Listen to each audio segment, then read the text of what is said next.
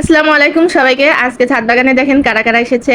যখন আমি ১ম এই ছাদ বাগানটা করার চিন্তাভাবনা করি, দেশে আসার পরে আমার হাসব্যান্ড কোনোভাবেই এটাকে মানে দিচ্ছিল না সায়। কারণ এটাতে অনেক পরিশ্রম আছে আর অনেক কষ্টও আছে। সে কারণে সে বলছে, "দরকার নাই। আর এসব সবজি-টবজি আমি তোমাকে বাইরে থেকে কিনে এনে খাওয়াবো।" কিন্তু আমার কেন যেন খুব ভালো লাগে কোনো গাছ লাগিয়ে তারপরে সবজি, যেটা আমি যেখানেই যাই না কেন আমার ২-৪ টা টব থাকবে এবং সেখানে আমি টুকটাক কিছু গাছ-টাছ লাগাবো।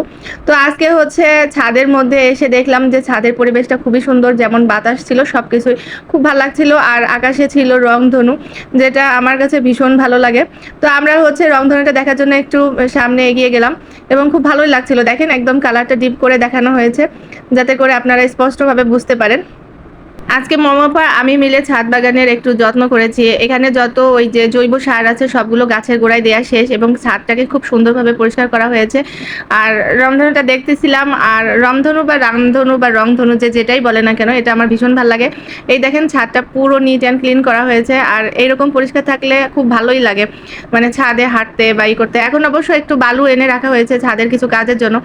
আর আমরা সেটা নিয়েই আলোচনা করছিলাম যে আমরা কিভাবে কি কাজগুলো করা যায়, এখানে কোন প্ল্যান মাফিক করলে জিনিসটা খুব সুন্দরভাবে ভালো লাগবে দেখতে। দুজনে এটা নিয়েই কথা বলছিলাম, হাসছিলাম আর পিছন থেকে হচ্ছে ক্যামেরায় ভিডিও করে ফেলছে। যাই হোক ভালো হয়েছে, আমাদের মেমোরিটা থেকে গেছে। আজকে আমাদের পরিবারটা পুরো সময় জুড়ে এখানে ছিলাম, বিকাল থেকে সন্ধ্যা পর্যন্ত, এবং খুব ভালো একটা সময় কাটালাম।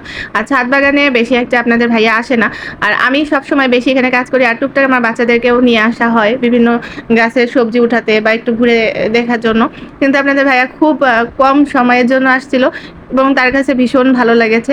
আর আজকে এসেই সে হচ্ছে কিছু, কিছু প্ল্যান করলো ছাদের, যেটা আমাদের জন্য খুব ভালো হবে। ইনশাআল্লাহ সে যদি এই কাজগুলো করে তাহলে ছাদটা আরেকটু সুন্দর হবে। তো এই তো সন্ধ্যা নামার আগে একটু সূর্যাস্তের ভিডিও করা হয়েছে। কত সুন্দর ছাদ বাগান আর ছাদ আর এই সূর্যাস্ত সব মিলে আজকের দিনটা অন্যরকম ছিল। বিশেষ করে বিকাল টাইমটা অন্যরকম একটা স্মৃতি হয়ে থাকলো আর সেটা আপনাদের সাথেও শেয়ার করলাম। তো আমাদের পরিবারের জন্য সবাই দোয়া করবেন।